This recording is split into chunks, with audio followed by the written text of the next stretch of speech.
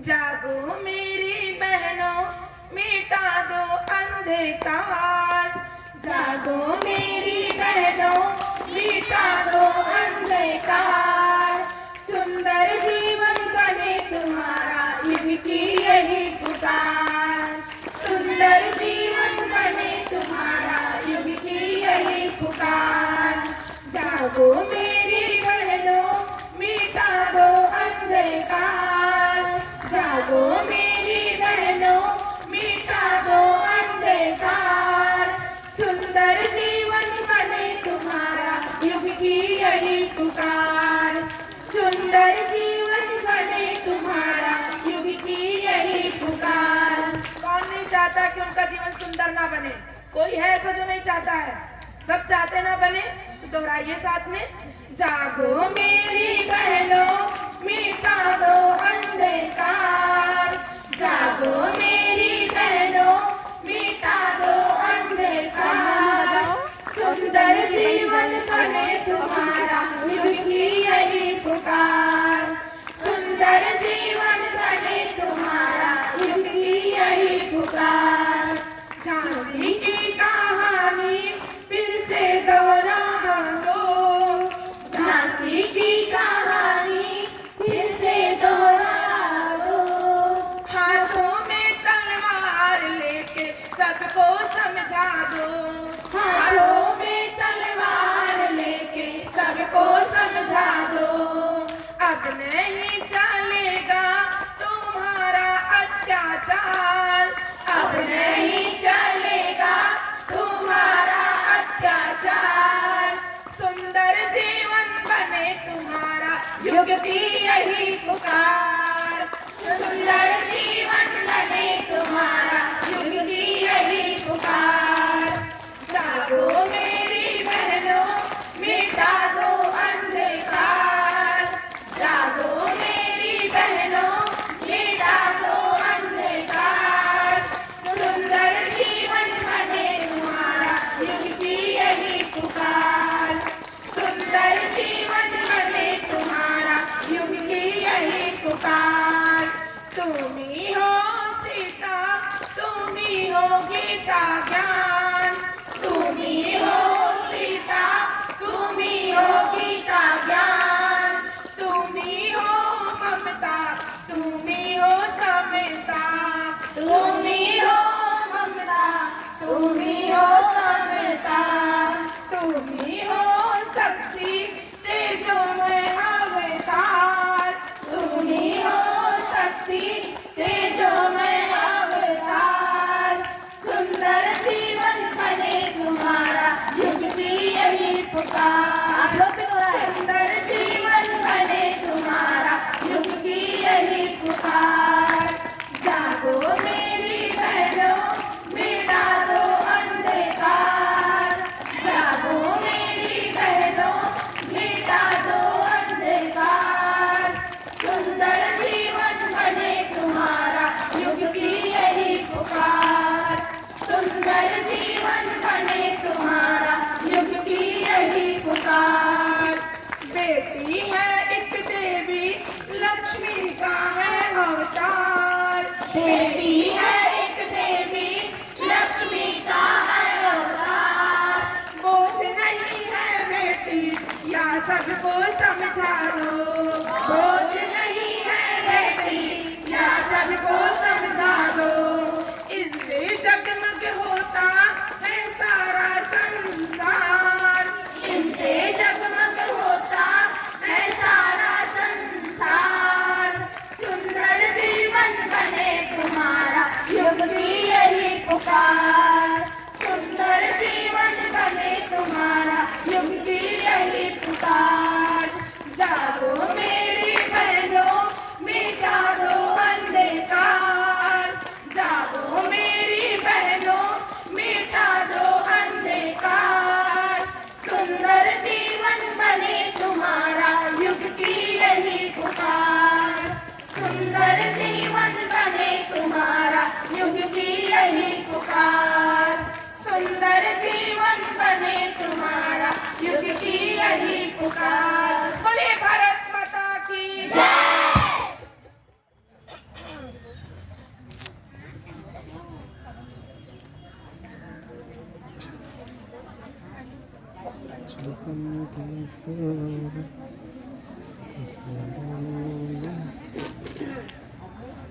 बोले भारत माता की जय श्री राम। सिया बिन राम अधूरे, तो एक बार फिर से बोले जय सिया राम। जय जय सिया राम। दीदी ने बहुत अच्छा गाना गाया। क्या कहा अभी? सुंदर जीवन बने तुम्हारा। जीवन सबसे पहले आता है हमारा स्थूल शरीर। फिजिकल बॉडी आती कि नहीं आती है? हम फिजिकल बॉडी में बैठे हैं कि नहीं बैठे हैं? मुझे आवाज नहीं आ रही है, बोलो। सबसे पहले आती है हमारी फिजिकल बॉडी, फिर आती है इंद्रियां, इंद्रियों के बाद आता है मन, मन के बाद आती है बुद्धि, बुद्धि के बाद आती है परमात्मा, बुद्धि के बाद आती है आत्मा, और आत्मा के बाद आता है परमात्मा। फिजिकल बॉडी है हमारी, शरीर है हमारा, शरीर के बाद इंद्रियां, जो हम लोग कहते हैं ना कुंडलिनी जागरण करते हैं, इंद्रियां होती है हमारे अंदर। उसके बाद आता है मन, और मन के बाद क्या आता है? बुद्धि। जबकि होना क्या चाहिए? आज किसके बस में मन है ये बताओ? किसी के बस में मन है? आज उल्टा हो गया है। जबकि होना चाहिए बुद्धि को मन के ऊपर गुलाम होना चाहिए, हावी होना चाहिए, लेकिन आज मन बुद्धि के ऊपर हावी हो जाता है। हमको पता है, हमारी बुद्धि है, हमारा विवेक कहता है कि सिगरेट पीने से, धूम्रपान करने से, पान मसाला खाने से, शराब पीने से हमें कैंसर हो सकता है। लेकिन हमारा जो मन है वो इतना बुद्धि पर हावी हो जाता है कि उसको हम रोक नहीं पाते हैं, उसको आप रोक नहीं पाते हैं।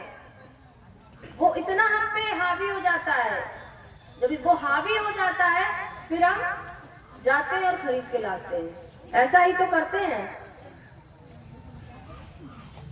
आज के बाद में अगर इस मन और बुद्धि के सही करनी है इसकी रचना को, परम पूज्य गुरुदेव की एक पुस्तक है मैं क्या हूं, उसको पढ़िएगा जरूर। यहाँ साहित्य लगा है, हर बच्चे के पास में कम से कम 5 रुपए 10 रुपए जरूर होते हैं। नहीं होते अपने मम्मी पापा से ले करके आइए। अगर आप बाहर का एक दिन कोई चीज नहीं खाओगे, जो भी आप 5 रुपए 10 रुपए की बिस्किट नमकीन खाते हो मत खाओ आज। लेकिन आज गुरुदेव का साहित्य लेकर के जाओ। बच्चों के लिए बहुत अच्छी अच्छी पुस्तकें हैं, पढ़ो उनको। कोई भी आज के बाद आपसे, आप सब लोग बहुत अच्छे हैं, बहुत अच्छे परिवार से हैं, लेकिन कोई भी बगल का पड़ोसी भी अगर आपसे कहता है हमारे लिए गुटखा ला के दे दो, हमारे लिए ये सिगरेट ला के दे दो, मना कर देना। नहीं, साफ बोलना प्रभु महाराज ये तुम ही लेके आओ, हमरे बस की बात नहीं है। ना खाते हैं ना खाने देंगे। गुटखा खाओ, गाल कटाओ, कैंसर एवं मौत बुलाओ। गुरुदेव के लिखे हुए सद्वाक्य हैं ये स्लोगन। पिटती बीवी बिकते जेवर, बदल शराबी अपने तेवर। इसलिए युवा वर्ग से सबसे ज्यादा भाइयों से विनम्र अनुरोध है, आप लोग अभी नहीं खाते हो, बहुत अच्छी बात है।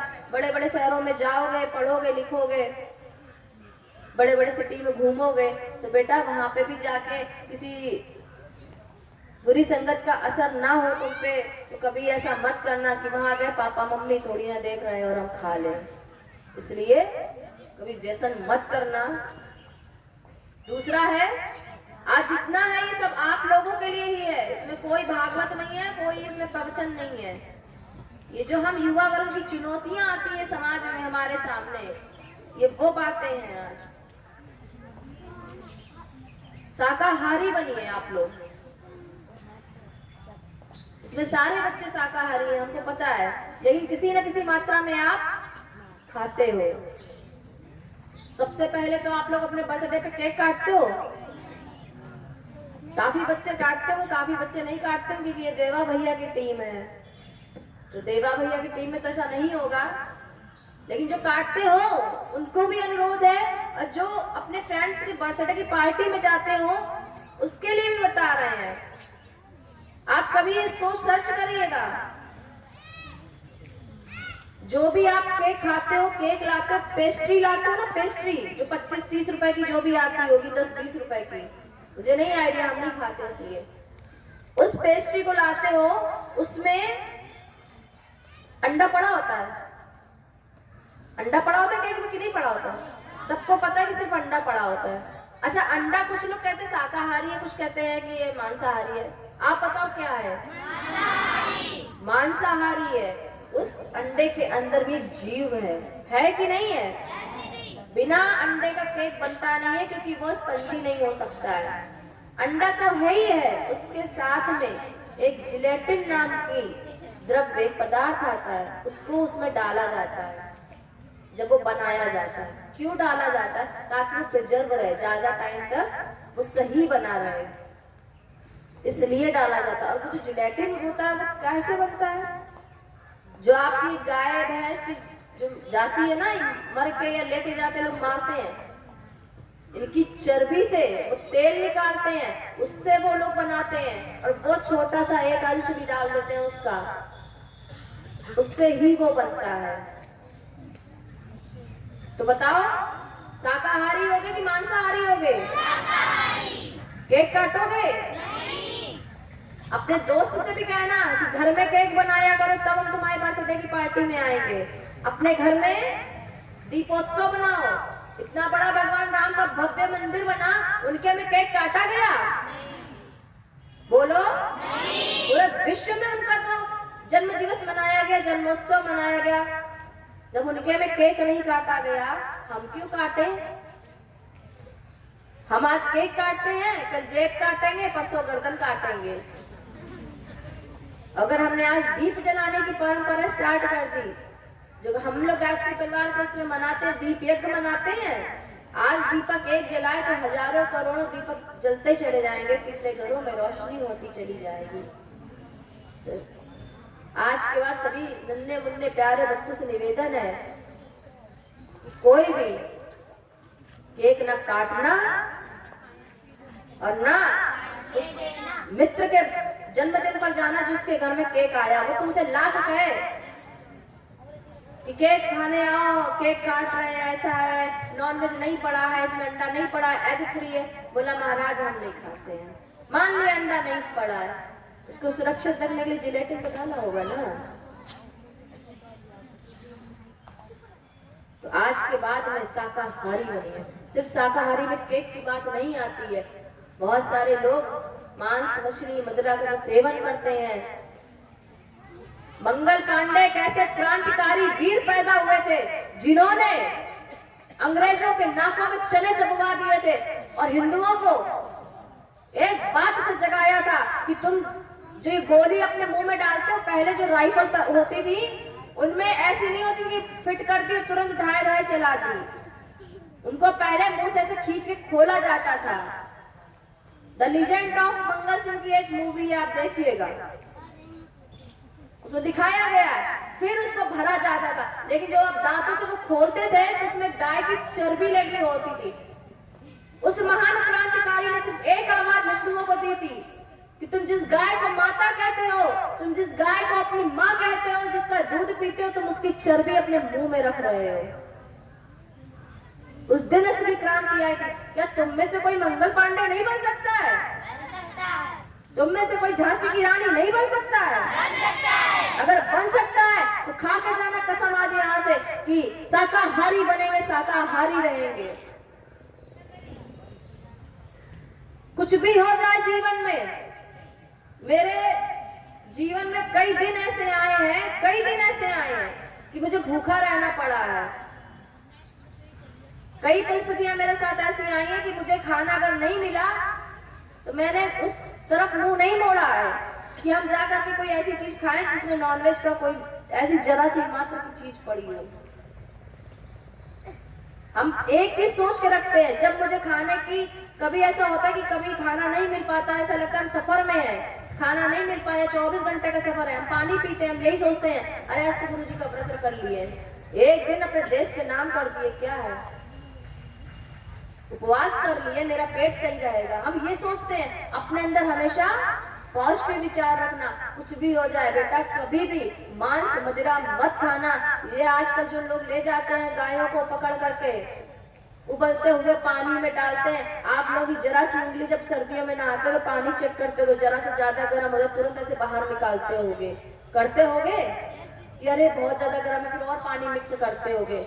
तुमसे जरा सी उंगली में पानी डालते हो, चेक करते हो कि कितना गर्म है, तुमसे वो दर्द नहीं सहा जाता है। आपको पता है जानवरों को लेके जाते हैं जिंदा, उनको ऐसे उल्टा टांग देते हैं, उनके दोनों पैरों को बांध देते हैं, इसके बाद खौलता हुआ पानी डालते हैं।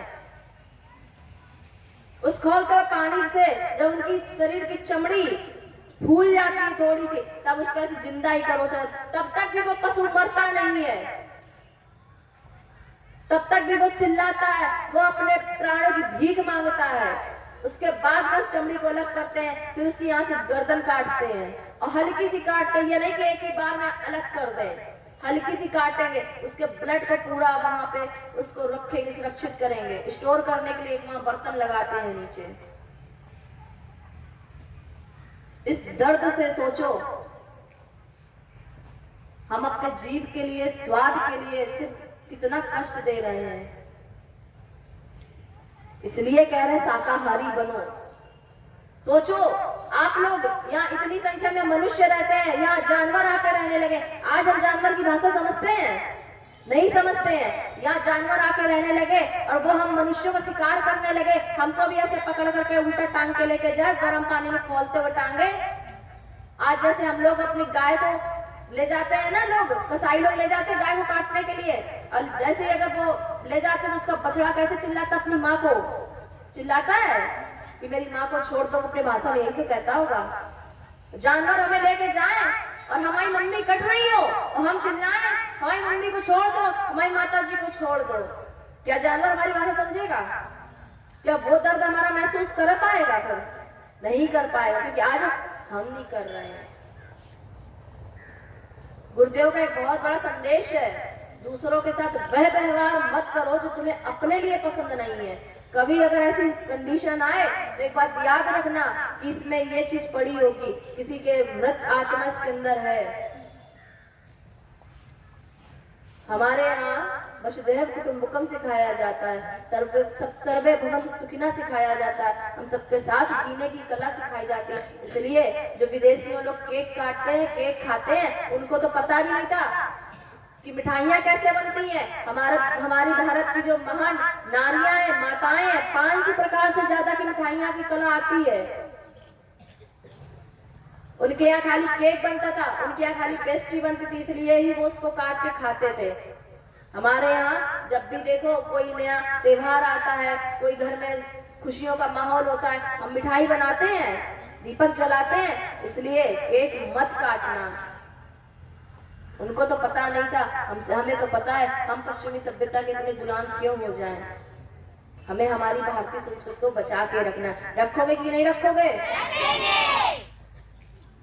आज के टाइम में जो सबसे ज्यादा आक्रमण हुआ है हमारे देश में, इतना आक्रमण मुगलों द्वारा नहीं हुआ, इतना आक्रमण अंग्रेजों द्वारा नहीं हुआ। जो प्रेजेंट टाइम में सबसे ज्यादा हो रहा है वो बॉलीवुड के द्वारा हो रहा है।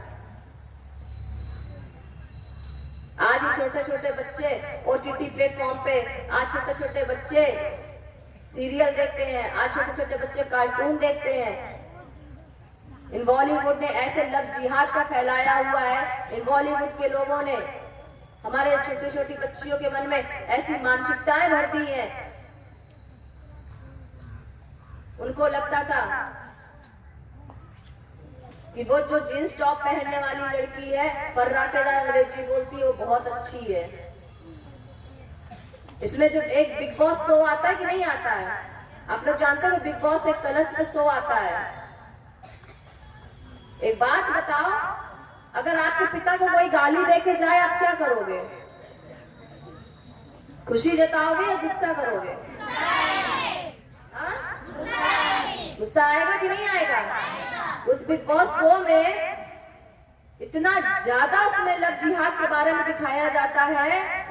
और अभी हाल ही की लेटेस्ट न्यूज बता रहे हैं, मुन्नवर फारूकी जो जीता है बिग बॉस शो, उसने भगवान श्री राम को गाली दिया था, हमारे धर्म को गाली दिया था, फिर भी वो जीता है। ये हिंदुओं में दोगलापन है वो हम लोगों के अंदर है, इसलिए आपको जागने की जरूरत है। किसी की शकल पे मत जाओ, लड़कों के सिक्स पैक पे मत जाओ। ये हाथ तुम्हारे तालियों बजाने से अच्छा है सशक्त बने, हम ये चाहते हैं, बेटियां स्वाभिमानी बने। आज भारतीय संस्कृति महिला को बढ़िया साड़ी पहने होती, बिंदी लगाए होती, मंगलसूत्र पहने होती है, उसे सबसे बुरी सास का किरदार दिया जाता है। अच्छी खासी लड़की होती है, जींस पहने होती है, पराठेदार थोड़ा इंग्लिश के हाउ आर यू ओम मम्मा ऐसा है वैसा है बोल दिया तो उसको बहुत अच्छी लड़की बना दिया। ये मानसिकता बॉलीवुड हमारे जो मन मस्तिष्क दिमाग में घोल रहे हैं, इससे बाहर निकलना होगा। आज छोटे छोटे बच्चे व्हाट्सएप पे जो अपनी फोटो भी डालते हैं उसमें भी फिल्मी गाने लगाते हैं। छोटे छोटे लड़के जिन्हें रिचार्ज करने के पैसे भी कमाना नहीं आता है, लेकिन उन्हें रिचार्ज अपना भी करते हैं और अपने बाबू सोना का भी करते हैं। 12-12 साल की लड़कियां जिन्हें सही से मुंह धोना नहीं आता है, पर उन्हें प्यार कैसे करना उन्हें ये पता है। अपने बाबू सोना, धनिया, पुदीना, जादू टोना को सुबह उठकर गुड मॉर्निंग का मैसेज कर देती है। बाबू ने खाना खाया कि नहीं खाया पूछ लेंगे, बगल में पिता पड़ा है उसे मतलब नहीं है। आजकल के युवा भाई लोग, युवा बहनें, कोई भी हो, जय श्री राम के नारे लगाएंगे, बढ़िया यहाँ से यात्रा निकल रही होगी, नाच लेंगे, पर राम का एक संदेश है जो विद्यार्थियों के लिए सबसे बड़ा संदेश है कि प्रातःकाल उठ के रघुनाथा माता पिता गुरु नाम ही माता। लेकिन आजकल का युवा वर्ग सुबह उठते ही मोबाइल ढूंढेगा पहले तो। हाँ, गुड मॉर्निंग का मैसेज किया अपने बाबू सोना, धनिया, पुदीना को। माता पिता एक साइड है। अरे जागो तुम लोग, तुम में से हर बच्चा कहता है हम भगत सिंह बनना चाहते हैं। भगत सिंह बनना अगर इतना आसान होता तो हमारा देश आज इतना पीछे नहीं होता।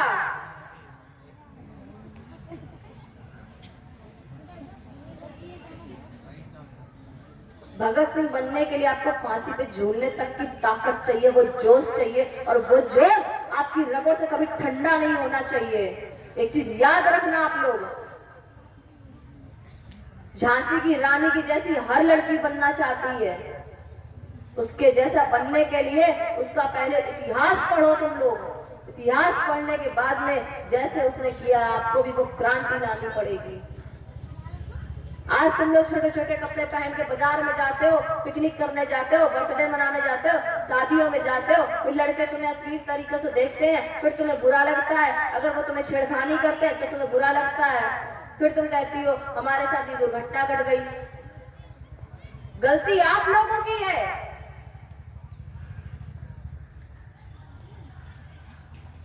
आप क्यों अपना अंग प्रदर्शन कर रहे हो? आप शादियों में जाते हो, फूहड़ गानों पे नाचते हो, डांस करते हो। गलती आपकी है कि लड़के फिर आपका वीडियो बनाते हैं। कहते हैं हिंदू धर्म में अगर जनाजा निकलते देखना है ना तो किसी हिंदू की शादी में चले जाओ। 33 कोट के देवी देवता आते हैं, तुम उनका आह्वान करते हो, यज्ञ करते हो, उनको बुलाते हो। वर वधू के अंदर लक्ष्मी नारायण का वास होता है। उनके आसपास के बगल में खड़े लोग, कोई जीजा होता है तो शराब पिया होता है, कोई फूफा होता है तो कोका कोला पिए के ढकेल के खड़ा होता है, कोई सिगरेट पी रहा होता है, कोई गुटखा खा रहा होता है, कोई चमड़े की बेल्ट पहने होता है, कोई चमड़े के जूते पहने होता है। वहां तुम 33 कोट देवी देवताओं का आह्वान करते हो, उनका अपमान करते हो। लानत है ऐसी शादियों पर। अरे था वो मुगलों का जमाना, था वो अंग्रेजों का जमाना कि जब रात में शादियां होती थी वो लोग उठा करके हमारी बहन बेटियों को ले जाते थे। आज कहां मुगल है, कहां अंग्रेज है। 21वीं सदी चल रही है, आज भी हम उस मानसिकता में जी रहे हैं।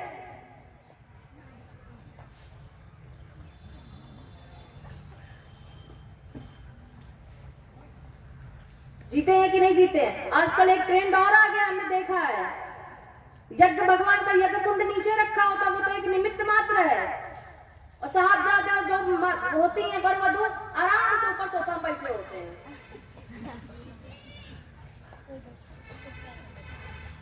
सिर्फ दिखावे की शादी करते हो, इसीलिए शादियां सक्सेसफुल नहीं होती हैं।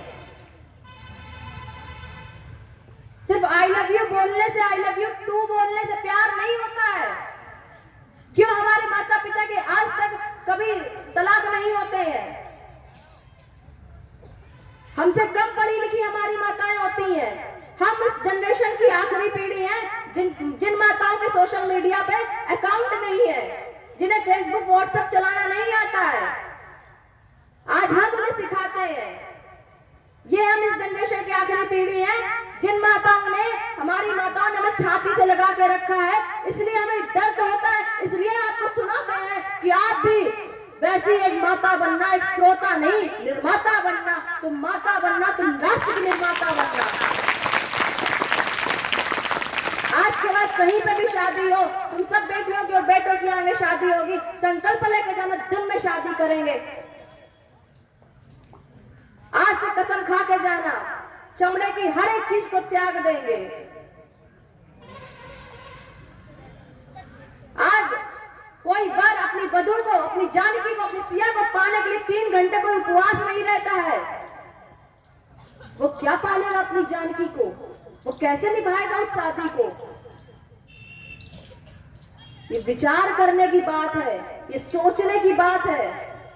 जितनी लड़कियां हैं, बेटियां कहती हैं हमारे पिताजी दहेज नहीं देंगे। दहेज पे क्यों बोलती हो? शादियों पर भी बोलो। फिर क्यों कहती है महंगा महंगा ब्यूटी पार्लर चाहिए हमको? अंधेरे में छाया और बुढ़ापे में काया और अंत समय माया, ये किसी का साथ नहीं देती है। ये दर्द है इस दिल में, इसलिए बोल रहे हैं कि बेटियों सशक्त बनो। सुंदर होने से ज्यादा सशक्त होना जरूरी है। सुंदरता तो 30 साल 40 साल पर ढल जाएगी, लेकिन मजबूत बनी रहोगी, चरित्र से निर्मल बनी रहोगी, पवित्र बनी रहोगी, तो तुम्हारी हर जग जग में जय होगी। कोई भी बेटी आज मत, कभी शादी का मौका आए तो यही बोलना, दिन में शादी करेंगे, रात में शादी नहीं करेंगे। करोगे कि नहीं करोगे? बोलो। नहीं करोगे। आवाज सबकी नहीं आई है। भाइयों बताओ, करोगे कि नहीं करोगे?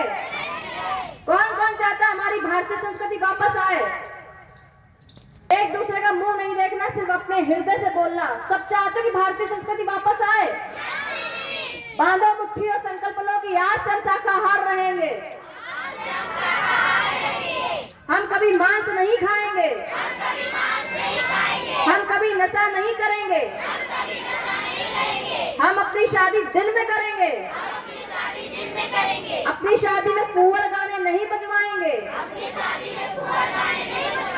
और अच्छे कपड़े पहनेंगे। बॉलीवुड का बहिष्कार करेंगे और माँ बाप की इज्जत भी करेंगे। पंडित श्री राम शर्माचार्य जी के सामने तुम लोगों ने इनके साहित्य को पढ़ना, इनका खाली एक शब्द की अगर आपने एक लाइन उठा ली और उस लाइन को अगर आपने एक बार अपने जीवन में अमल कर लिया, पूरा जीवन निकल जाएगा उसको अमल करते करते। आपको फिर भी कमी पड़ जाएगी। इतना सारा तो उन्होंने लिख दिया है, 3200 पुस्तकें लिख दी। इनका एक वाक्य है ना, हम सुधरेंगे तो युग सुधरेगा। अगर आप इसको जीवन में जीने के लिए उतारे तो पूरी जिंदगी कमी पड़ जाएगी। अपना सुधार संसार की सबसे बड़ी सेवा है। हम हर दिन कोई ना कोई गलती करते रहते हैं। अगर हम इस वाक्य को, इस लाइन को अपने जीवन में उतारे तो शायद पूरा जीवन खत्म हो जाएगा, पर हम इतने अच्छे सुधर नहीं पाएंगे। इसलिए आज सब लोग जो संकल्प किए हैं ये भारतीय संस्कृति को वापस लाना है, तो सबसे पहले अपने धर्म को बचाना होगा। बचाओगे कि नहीं बचाओगे? माँ बाप की इज्जत करोगे कि नहीं करोगे? आजकल बच्चे हैशटैग लगा के डालते हैं, happy mother's day, happy father's day, miss you पिताजी, मिस यू मम्मी पापा। बस इतना ही प्यार रह गया है। माँ बाप की इज्जत करना, पढ़ो लिखो और उसके साथ में अपने पैरों पे खड़े हो जाओ। जिस इंसान से शादी करने का मन भी आए, विचार भी आए, तो कभी घर छोड़कर मत भागना। सबसे पहले अपने माँ बाप को बताना। बेटियां अपने माँ के हृदय से बहुत निकट होती हैं। बेटे तो सहम जाते हैं, बेटियां बहुत नजदीक होती हैं।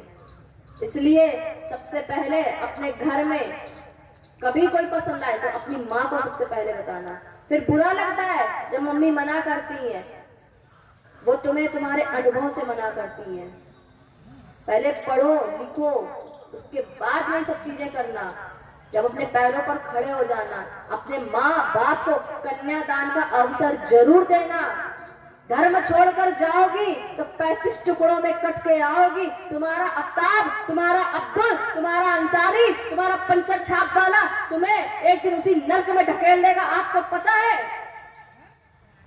उन लोगों को मस्जिदों से पैसे मिलते हैं, उन लोगों को पैसे दिए जाते हैं कि ब्राह्मण की लड़की को लेकर के आओगे 6 लाख रुपए देंगे, छत्री की लड़की को लेकर आओगे 5 लाख रुपए देंगे। उन्होंने जात के हिसाब से लड़कियों को बांट के रखा है। वो आएगा 4 दिन का लड़का, तुम्हें प्यार दिखाएगा, कहेगा, तिलक लगाएगा, गलावा बांधेगा, राखी बांधेगा, सब कुछ करेगा और इसके बाद में तुमसे विवाह करेगा। विवाह करेगा फिर तुमको ले जाएगा, तुम्हें लगेगा बहुत अच्छा है। वो तुम्हारा शोषण तो करेगा ही करेगा, अपने साथ में उसके साथ में जितने लोग उसके परिवार में मर्द होंगे वो सबसे उनसे तुम्हारा संबंध बनवाएगा और इसके बाद में वो तुम्हें बेच आएगा। फिर तुम क्या करती घूमोगी? हमेशा अपने धर्म में रहना। जिस भी धर्म के हो, सनातन धर्म के हो तो सनातन धर्म में रहना। भारतीय संस्कृति यही से वापस आएगी। आज हम वेद पढ़ना भूल गए हैं।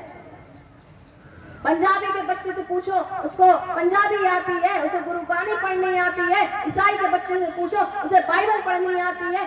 इस्लाम के बच्चे से पूछो, मुसलमान बच्चे से पूछो, उसे कुरान पढ़नी आती है। हिंदू के बच्चे से पूछो, तुम्हें संस्कृत आती है?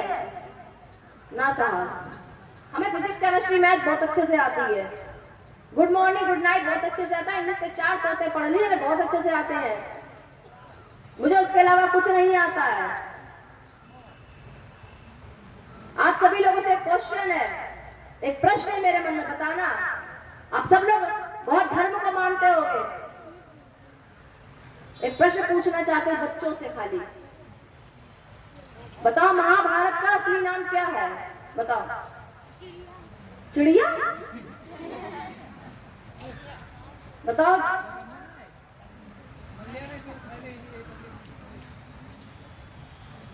ये अब आप अपने आप में देखो, आपके ना वेद पढ़ने का नतीजा है, ना रामायण पढ़ने का नतीजा है। हमें बहुत अच्छे से याद है, हम जब छोटे छोटे थे, आज भी हमारे घर में हमारे पिताजी सुबह 4 बजे स्वाध्याय करते गुरुदेव का पढ़ते हैं। उनकी एज 60+ हो गई है।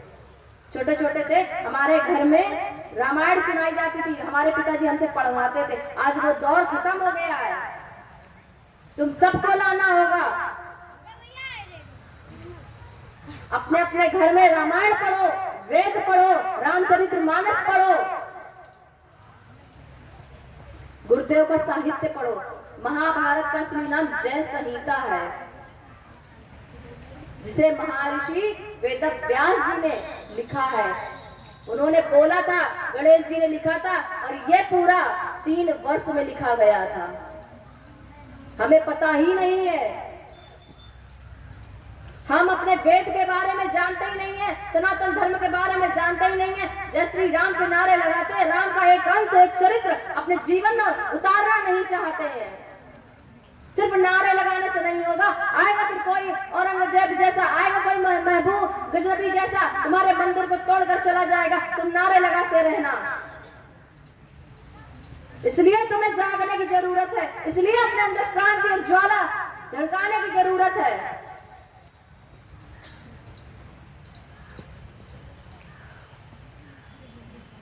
गैलीलियो ने कहा था कि पृथ्वी गोल है।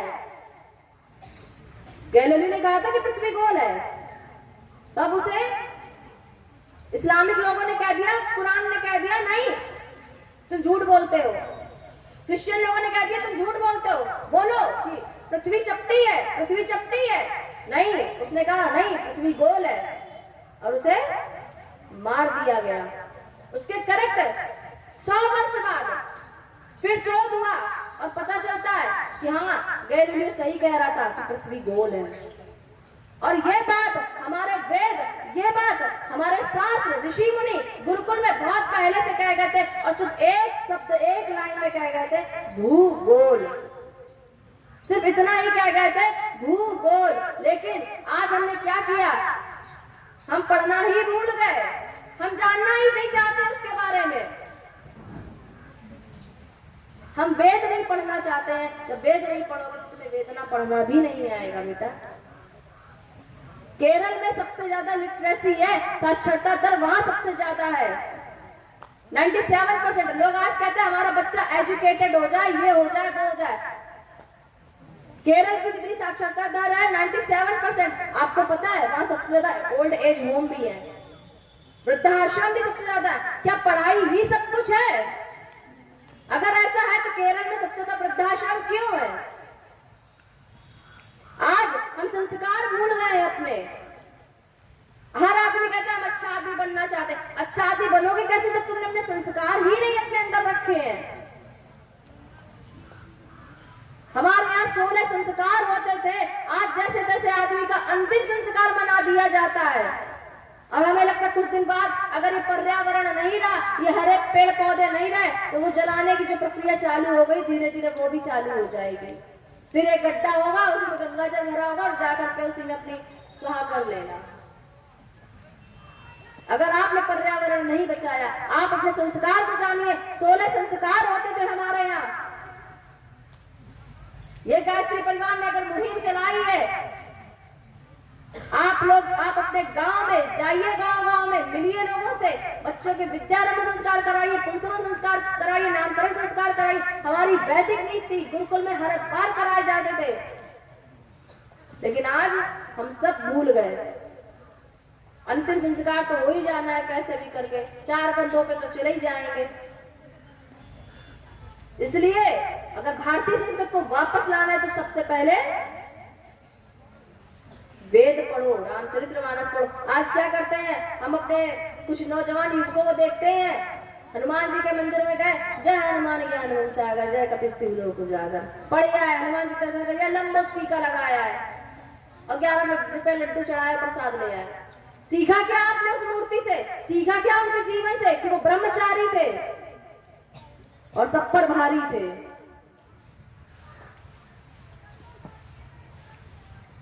उनकी एक चौपाई में लायन है, जय जय जय हनुमान गोसाई, कृपा करो गुरुदेव की नाही। उन्होंने जब कहा तो भगवान से कैसी कृपा मांगी थी? अगर कोई भक्त उनसे कहता है कि हमें कैसी कृपा चाहिए, तो गुरुदेव की जैसी कृपा चाहिए। जय जय जय हनुमान गोसाई, कृपा करो गुरुदेव की नाही। नाही मतलब जैसी। हमारे ऊपर भगवान राम जैसी कृपा मत करो, हमारे ऊपर भगवान कृष्ण जैसी कृपा मत करो, माता पिता जैसी कृपा मत करो कि हे बजरंगबली, हे प्रभु अगर कृपा करो तो गुरुदेव जैसी करो। गुरुदेव ऐसे होते हैं, गुरु गोविंद दो मिले काके लागो पाए। और गुरु गोविंद दो मिले काके लागो पाए, बलिहारी गुरु आपने गोविंद दियो बताए। वो गुरु कृपा इसलिए मांगते हैं क्योंकि गुरु ही होता है जो हमें परमात्मा तक पहुंचाता है। वो गुरु ही होता है जो हमें ऊपर उठाता है। इसलिए आप अगर हनुमान चालीसा पढ़ते तो उसका मर्म भी जानिए, उसका कभी उसकी हिंदी में वो भी रचना भी जानिए कि वो कहती क्या है हनुमान चालीसा, हमारे जीवन में सिखाती क्या है हनुमान चालीसा। सिर्फ टीका लगाने से कुछ नहीं होगा, अपने अंदर वो क्रांति पैदा करो। इसलिए हम सबसे एक ही बात कहते हैं बार बार बेटियों से या बेटों से कि अपने अंदर वो क्रांति तुम्हें पैदा करनी ही करनी पड़ेगी, कैसे भी करो। आज के बाद में कोई भी गंदे गानों पे रील्स मत बनाना, कोई भी गंदे गानों पे डांस मत करना। भारत की भारतीय संस्कृति तभी संभव है अगर दिन में शादियां होने लगे, वैदिक परंपरा से शादी होने लगे, अगर उन शादियों में कुंवर गानों की जगह जय श्री राम के गाने बजाओ, शिव तांडव बजाओ, तब तो संभव है, तब लगेगा हमारा युवा बदल गया है। करोगे कि नहीं करोगे? भाइयों की तरफ से आवाज ही नहीं आई। आइए, पानी का शायद तेज हो रहा है, आप लोग भीग रहोगे। इन सब चीजों का, इन सब बातों का पूरे जीवन भर याद रखना और इन्हीं पे अमल करो। परम पूज्य गुरुदेव पंडित श्री राम शर्मा जी का साहित्य जरूर पढ़ो रोज सुबह। तुम सब स्टूडेंट को एक छोटी सी बात बताना चाहते हैं। गुड मॉर्निंग करते हो अपनी? सुबह उठते हो? उठने के बाद में 10 मिनट तक कम से कम मेडिटेशन किया करो। ठंडे पानी से मुंह धुला करो, फिर मेडिटेशन किया करो। मेडिटेशन करने के बाद में पढ़ा करो और ब्रह्म मुहूर्त में उठा करो। पढ़ने के बाद में नहाया करो और उसके पहले, नहाने से पहले योग किया करो। अरे दीदी ये टाइम नहीं मिलता, अरे आप जल्दी उठो। झांसी की रानी जैसा बनना चाहते हो, भगत सिंह जैसे बनना चाहते हो। झांसी की रानी प्रतिदिन 108 बार सूर्य नमस्कार करती थी। चंद्रशेखर आजाद कितना किलोमीटर तक सुबह दौड़ने जाते थे, वर्जिश करते थे। अगर उनके जैसा बनना चाहते हो तो उनके जीवन का एक अंश भी अगर आपने अपने जीवन में उतार लिया तो धन्य हो जाओगे आप। इसके बाद में प्रतिदिन गायत्री मंत्र का जप करो। गायत्री मंत्र का जप करने के बाद में ताली नहीं बजाओ। गायत्री मंत्र का जप करने के बाद में 3, 2, 1 की टेक्निक अपने जीवन में अपनाओ। ये गुड नाइट की बात आ रहे हैं, अभी गुड मॉर्निंग की बताई है। 3, 2, 1 में 3 घंटे पहले, सोने के 3 घंटे पहले खाना खा लो। 2 घंटे पहले मेडिटेशन करो और 1 घंटे पहले, सोने के 1 घंटे पहले कुछ अच्छा पढ़ो, कुछ पॉजिटिव पढ़ो। इसके बाद में तब सो। सारे गैजेट बंद कर दो। अब ये नहीं सोते सोते मोबाइल सर के नीचे रख रहे हैं। बेटा इतनी रेडिएशन निकलती है, जो लोग यहाँ मोबाइल रखते हैं आपके माता पिता, उनको बोलो कि यहाँ मोबाइल रखने से हार्ट अटैक यहीं से आते हैं, इसलिए इसको अपनाओ और जो चीजें हैं इनको छोड़ो। तो याद रखो इन सब चीजों की। कहते हैं एक युद्ध अब आन पड़ी है, एक युद्ध अब आन पड़ी है, स्वतंत्रता की देवी ललकार पड़ी है। एक युद्ध अब आन पड़ी है, स्वतंत्रता की देवी ललकार पड़ी है। बेटियों पर हो रहे अत्याचारों से दुर्गा काली बौखला पड़ी है। इसीलिए बहनों ने गाना गाया था, जाग गई बेटियां सावधान और चल पड़ी है क्रांतियां सावधान। आइए आगे की टेक्निक सिखाते हैं आपको।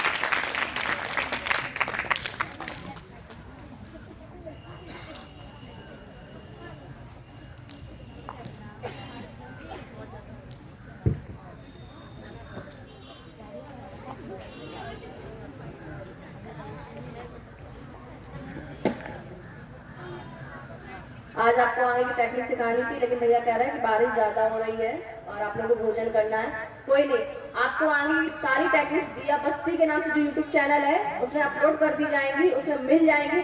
जितना भी 2 दिन में सिखाया है उसको हमेशा याद रखना, उसको हमेशा फॉलो करना। वर्तमान जैसे तैसे कटता सभी का, मगर व्यापक भविष्य की कहानी होनी चाहिए। वर्तमान जैसे तैसे कटता सभी का, मगर व्यापक भविष्य की कहानी होनी चाहिए। अरे मरना तो है एक दिन सभी को, मगर मरने के बाद भी निशानी होनी चाहिए। अश्रुओं के धार, अश्रुओं के धार गायत्री की बेटी वो स्वाभिमानी होनी चाहिए। और माँ गायत्री की बेटी कैसी होनी चाहिए? स्वाभिमानी। और वक्त आ पड़े तो, वक्त आ पड़े तो बैरियों को गच्छ चीर डाले। लड़कियों को महारानी जैसी मर्दानी होनी चाहिए। बोलोगे झांसी की रानी? बोलोगे झांसी की रानी जैसी? और भारत माता की धन्यवाद।